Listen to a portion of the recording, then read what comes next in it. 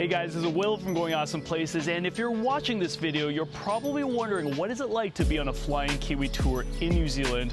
Well, we just spent the past 2 weeks with Flying Kiwi, and there's a lot of behind the scenes information and just knowledge that I want to share with you, so let's jump right in.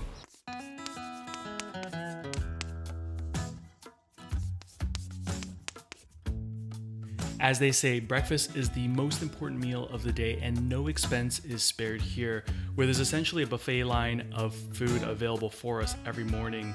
We take out all the things that we need from the bins, and then we have available the cups, the cutlery, the plates, everything that we need to make our own breakfast, which is really awesome. Coffee is ready every morning as well, nice and piping hot. Let's just say you'll never be hungry after breakfast. And if you're lucky, you might have a pancake breakfast on your itinerary, and that was really cool. And on days where we're on the go, the guides help us prepare the supplies that we need to make our own lunch.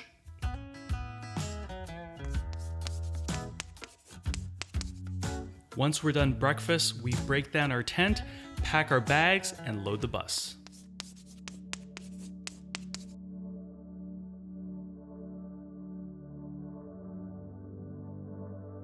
Okay, kia ora everyone. Kia ora! Nice. So you're going to be spending a bit of time on the bus. You're probably wondering what it's like inside, so let me show you a bit more. Welcome to the front of the bus. And here is where you're going to find your driver, guide, and assistant. And there's a ton of things up here at front that you're going to need to know about, including things like sunscreen and bug spray. You got playing cards, maps here for walking and bicycling trails, and you got binders here for different activities that you're going to encounter between the North Island and the South Island. And finally, up here at the top are your different Flying Kiwi cook groups. All right, let's go down for the seats. Now, when it comes to seats, you pretty much have all of your overhead storage up here, so you can keep all your backpacks and things at the top. In between each of the two seats, down below, you got 2 USB outlets. And in each bus, you have 26 passengers maximum, or in our case, we had 18. And yeah, that's pretty much what I wanted to show you inside the bus. It's super comfortable. Enjoy the ride. Everything runs smoothly thanks to your Flying Kiwi guides. And they're the ones that have all the information and tell you everything you need to know and bits of commentary along the way. And on the bus ride, typically as you're going from place to place, you're really just sitting back and enjoying the ride and looking out the window and taking in those amazing New Zealand landscapes.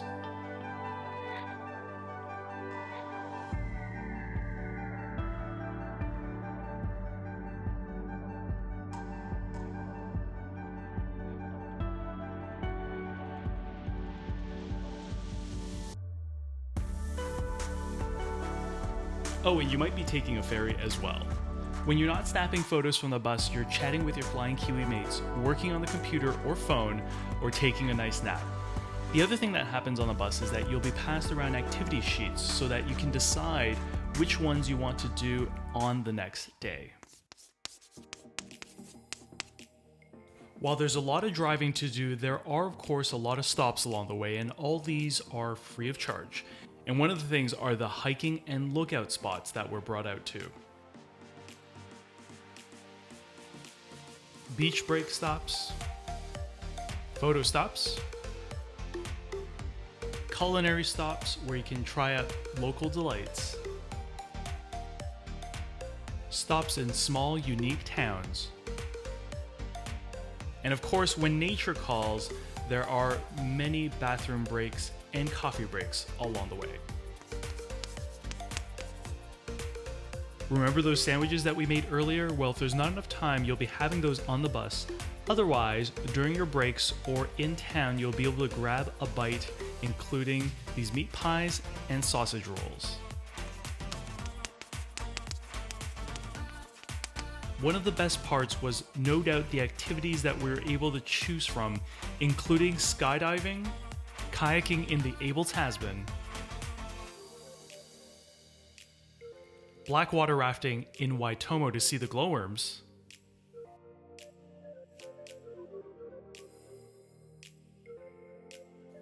wreck diving in the North Island to see Rainbow Warrior,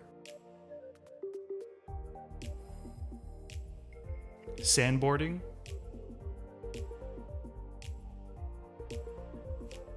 or the hot pools in Franz Josef. Just remember that these are at an extra cost, and the ones that you see here are from the reverse traverse.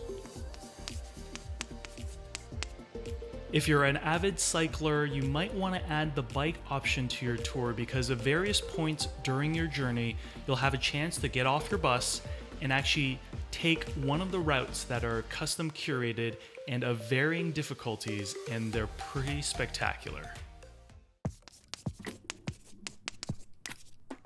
By mid to late afternoon, we break for camp like this one in Punakaki.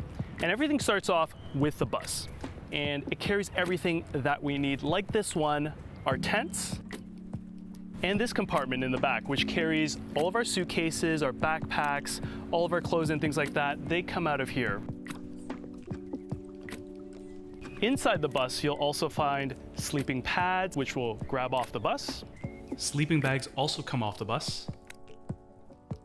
And once we make camp and they designate our site for Flying Kiwi, we can pretty much pitch our tent anywhere we want. So here's where we picked this time.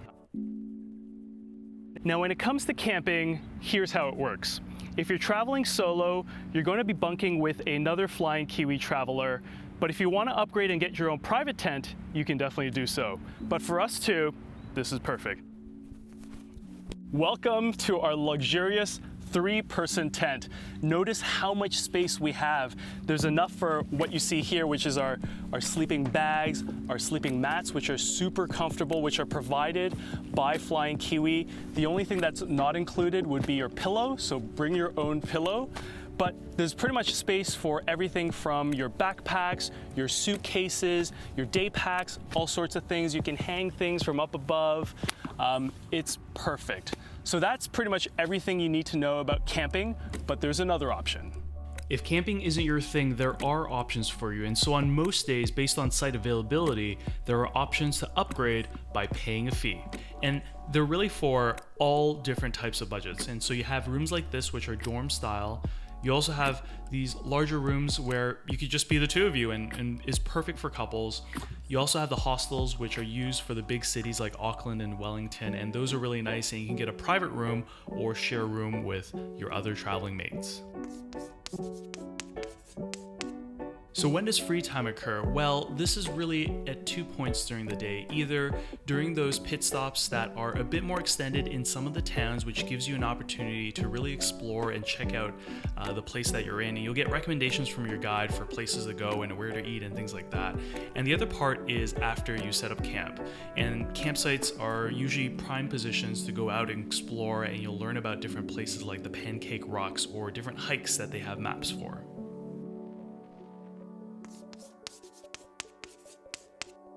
So how does dinner work?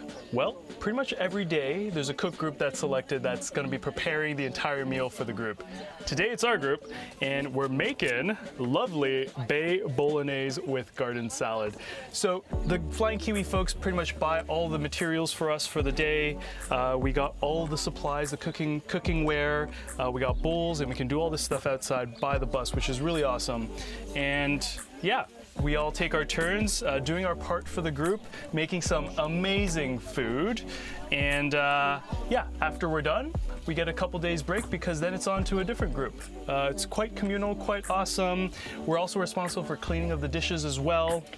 But every day the food is pretty good, like I mentioned. Time to start a walk. I had my reservations about how camping would be like in New Zealand, but it really surprised me just how good the facilities were everywhere that we went. Everywhere was full service, full-fledged, and you're probably even wondering about the Wi-Fi, and I was surprised that a lot of these places actually had their own free Wi-Fi, or you could pay for it at least. And here's an example of the Punakaki Beach Camp and some of the facilities that they had, including the washing machine, the drying machine as well. The bathrooms are all really clean, and they all included really good private showers. Here's a look at the kitchen, which we use for cooking if we weren't cooking by the bus. Some places even had a common area, which was great for charging your devices at night. And if you decide to camp in the Able Tasman, you'll be given the appropriate gear for you, whether you're kayaking or hiking into camp, which is perfect for, cooking, delicious dried food. To end off the night after dinner, typically your guides will give you a brief announcement for what's happening the next day. There's always this board which they fill out and has all the information that you need to know about wake-up times and all the activities that are available, and that's super helpful. Well, that is everything I wanted to show you in terms of the behind the scenes for what it's like to be on a Flying Kiwi tour. If there's anything that I missed, make sure you drop a comment down below. And if you found this video helpful, make sure you hit subscribe, like, and I'll see you guys next time on Going Awesome Places.